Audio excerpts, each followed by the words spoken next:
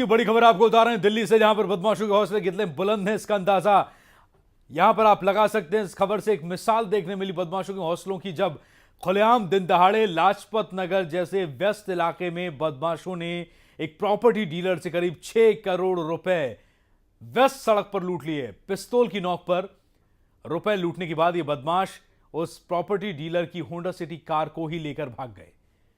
बड़ी खबर इस वक्त आपको बता रहे हैं, बड़ी खबर दिल्ली से आ रही है। आपको बता दें कि दिल्ली के लाजपत नगर इलाके में मूलचंद फ्लाईओवर के नीचे ये जो गाड़ी आप देख रहे हैं ये वैगनार है। इसी कार में बैठकर लुटेरे आए थे सवार होकर, और जो प्रॉपर्टी डीलर था वो होंडा सिटी कार में सवार था। होंडा सिटी कार में प्रॉपर्टी डीलर के पास 6 करोड़ रुपए थे और वो 6 करोड़ नगद लेकर और होंडा सिटी कार में सवार होकर बदमाश लुटेरे फरार हो गए। इसी कार में बैठकर आए थे वो लुटेरे, 5 लुटेरे आए थे।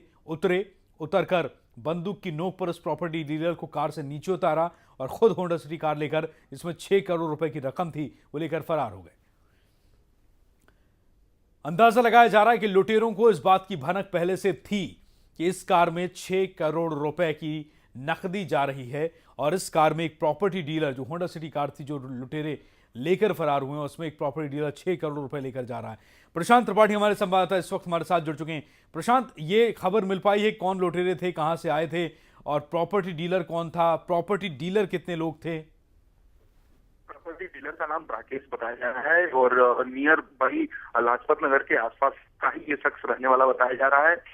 लगभग 2 घंटे पहले ये कहीं से पैसे इसने बताया जा रहा है कि कलेक्ट किए थे। मोटी रकम थी, लगभग 6 से 6.5 करोड़ के करीब बताई जा रही रकम थी। लेकिन ये मूलचंद फ्लाईओवर से जा रहा था। जैसे ही मूलचंद फ्लाईओवर पहुंचा अपना होंडा सिटी कार लेके, वैसे ही अचानक वैगनार कार है जो यूपी 14 से स्टार्ट होता है जिसका नंबर, उसने इसका पीछा करना शुरू कर दिया और मूलचंद फ्लाईओवर पे ओवरटेक करके अचानक 4 से 5 लोग निकलते हैं जिनके हाथों में पिस्टल होता है।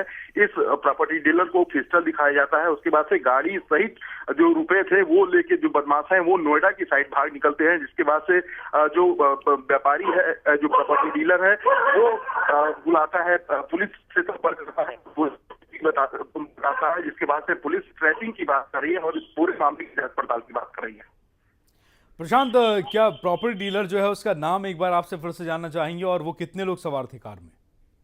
प्रॉपर्टी डीलर राकेश नाम बताया जा रहा है। नियर बाई मालवीय नगर का ये रहने वाला बताया जा रहा है, सॉरी लाजपत नगर का बताया जा रहा है कि वहीं का रहने वाला है। और कहीं से इसने लगभग 6 से 6.5 करोड़ रुपए के करीब प्रॉपर्टी के लिए लिया था और वही लेके जा रहा था एक दूसरे गंतव्य स्थल पे। वहां जब ये मूलचंद हॉस्पिटल के मूलचंद फ्लाईओवर के पास पहुंचा तभी इसको ओवरटेक किया था 5 से 6 बदमाशों ने, और इसी की गाड़ी लेके और इसको पिस्टल दिखा के। प्रशांत, क्या नाम पता लग पाया प्रॉपर्टी डीलर का?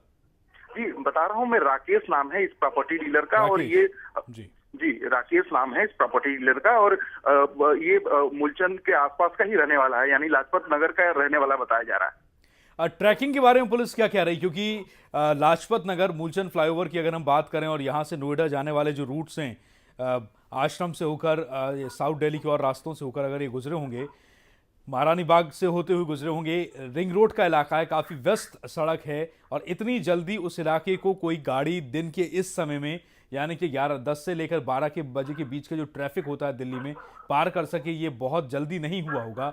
पुलिस की बैरिकेटिंग्स बहुत जल्दी हो सकती थी। व्यस्त इलाका है, साउथ दिल्ली का इलाका है, पुलिस आमतौर पर ज़्यादा चौकसी बरतती है इस इलाके में। तो क्या पुलिस कुछ बता पा रही है कि कहाँ तक गए होंगे बदमाश और कहाँ उन्हें ट्रैक किया जा सकेगा? देखिए, पुलिस के अधिकारी हैं वो लगातार मामले की जांच पड़ताल की बात कर रहे हैं। जाहिर के तौर पे नोएडा की साइड अगर ये भगे हैं तो मूलचंद से अगर बात करते हैं तो जाहिर के तौर पे आश्रम होके ही नोएडा की साइड में जा सकते हैं, और नोएडा प्रॉपर जाने के लिए इनको जो मेन रिंग रोड का रास्ता बनाया गया है उसको लेना पड़ेगा। जाहिर तौर पे पुलिस दावा करती है कि बैरिकेटिंग की गई है, पुलिस कर्मी लगाए गए हैं, लेकिन जिस तरह से पता चल रहा है कि अब तक कुछ सुराग नहीं लगा है और काफी देर बीत भी चुका है इस पूरी घटना को, तो जाहिर तौर पे बदमाश कहीं न कहीं बॉर्डर क्रॉस कर चुके हैं और बदमाशों को पुलिस पकड़ने का दावा महज कर रही है, लेकिन अब तक कोई सुराग नहीं है पुलिस के पास। तो जाहिर तौर पे अब तक सुराग कुछ होता तो खबरें छन के आ जाती कि बदमाशों को दबोचा जा चुका है और 6 से 6.5 करोड़ रुपए बरामद किए गए हैं। लेकिन जाहिर तौर पे चूंकि काफी समय हो चुका है इस घटना को और महज 30 से 40 मिनट मैक्सिमम अगर ट्रैफिक जाम भी होता है तो मूलचंद से नोएडा पहुंचने में 30 से 40 मिनट लगते हैं। इस घटना को उससे ज्यादा का समय हो चुका है। इसका मतलब ये हुआ कि बदमाश जो है दिल्ली के बॉर्डर को पार कर चुके हैं और कहीं न कहीं नोएडा में एंट्री कर चुके हैं। जी प्रशांत, ये भी हो सकता है क्योंकि जैसा आप बता रहे हैं रिंग रोड से गुजरकर अगर ये बदमाश भागे होते उस वक्त वहां पर ट्रैफिक काफ़ी हो सकता था और पुलिस ट्रैकिंग कर सकती थी, बदमाश ट्रैफिक में फंस सकते थे। ये भी हो सकता है कि दिल्ली के ही किसी कॉलोनी में या दिल्ली के ही किसी इंटरनल एरिया में बदमाशों ने घुसपैठ की हो और वहां पर वो छिपे हुए हों। ये खबर कैसे पुख्ता हुई कि वो नोएडा की तरफ ही भागे? देखिए, जो व्यापारी है उसने बताया कि मूलचंद से सीधे जो रास्ता जाता है वो आश्रम की तरफ जाता है और आश्रम से आप जाएंगे तो टोल टैक्स का या तो रास्ता आप लेंगे या नेशनल हाईवे 24 जो है वो लेंगे।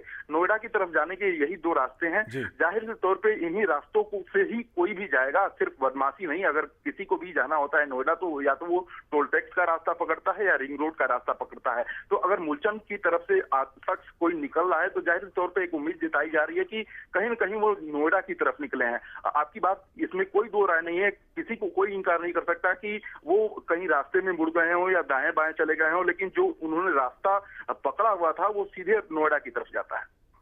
जी बिल्कुल। और प्रशांत, इस पूरे मामले में एक ही सबसे बड़ा क्लू है, एक ही सबसे बड़ा सुराग है और वो है होंडा सिटी, जिसका पुलिस पीछा कर सकती है या ट्रैक कर सकती है। ये भी हो सकता है कि बदमाश दिल्ली के ही किसी इंटरनल एरिया में या फिर साउथ दिल्ली के आश्रम से लगे हुए किसी इलाके में जाकर अगर जिस तरीके से उन्होंने वैगनार को छोड़कर होंडा सिटी में सवार हुए, होंडा सिटी से अगर वो दूसरी गाड़ी में सवार हो गए तो शायद पुलिस को ट्रैकिंग करना मुश्किल हो जाएगा, क्योंकि होंडा सिटी कार है प्रॉपर्टी डीलर की और बदमाशों का कोई सुराग फिर पुलिस के पास नहीं होगा। देखिए, लूट के पूरे प्रेमा फेसी को देखते हैं तो इसके पहले दिल्ली में जो सबसे बड़ी लूट हुई है वो 5 करोड़ की लगभग 6 से 7 महीने पहले हुई थी। वो साउथ दिल्ली में ही हुई थी। साफ तौर पे एक वैन जो एटीएम्स में पैसे डालते हैं उसको लूटा गया था और लूटने का जो तरीका था बदमाशों का, उन्होंने गाड़ी को हाईजैक किया था। बदमाशों जो ड्राइवर थे, जो गार्ड था, उसको बंधक बना के उन्होंने कुछ दूर छोड़ दिया था। उसके बाद से वो फरार हो गए थे। सबसे पहले उन्होंने कैश वैन से नकदी जो बॉक्स थे वो अलग निकाले थे, उसके बाद से कैश वैन को वहीं पे छोड़ दिया था और कैश को दूसरी गाड़ी में लेके चले गए थे। तो जाहिर तौर पे अब तक जो फेसिस देखे गए हैं क्राइम्स के वो अलग अलग नजर आए हैं। आप जो कह रहे हैं वो सच हो सकता है। किस तरह का उन्होंने माइंड इस्तेमाल किया है, किस तरह से उन्होंने पूरे इस षड्यंत्र को रचा है, जाहिर तौर पे पुलिस जब उनको दबोच लेगी तभी ये पूरा का पूरा मामला सामने आ पाएगा। अब फिलहाल पुलिस जो है वो लगातार इस मामले की जांच पड़ताल की ही बात कह रही है। बहुत शुक्रिया आपका प्रशांत त्रिपाठी। नजर आप बनाए रखिए, अपडेट आप जुटाइए, संपर्क हम फिर करेंगे आपसे। फिलहाल शुक्रिया इस खबर के लिए, जानकारी के लिए। तो सबसे बड़ा सवाल अब यही है कि दिल्ली में इतनी बड़ी लूट होती है और बार बार इस तरीके की घटनाएं दोहराई जा रही हैं। एक और वारदात इसके पहले हुई थी, तब भी 5 करोड़ रुपए एक वैन से लूटे गए थे जो एटीएम वैन थी, एटीएम मशीन में पैसे डालने के लिए आई थी, गार्ड्स के साथ थी। और अब एक और लूट वेस्ट इलाके में, दिल्ली के साउथ दिल्ली के एक पॉश इलाके में लाजपत नगर मूलचंद फ्लाईओवर से लूट हुई है। अब देखना ये होगा कि कब तक पुलिस ट्रैक कर पाती है इस होंडा सिटी कार को और उन बदमाशों को, उन 5 बदमाशों को जो 6.5 करोड़ रुपए की रकम लेकर भागे हैं।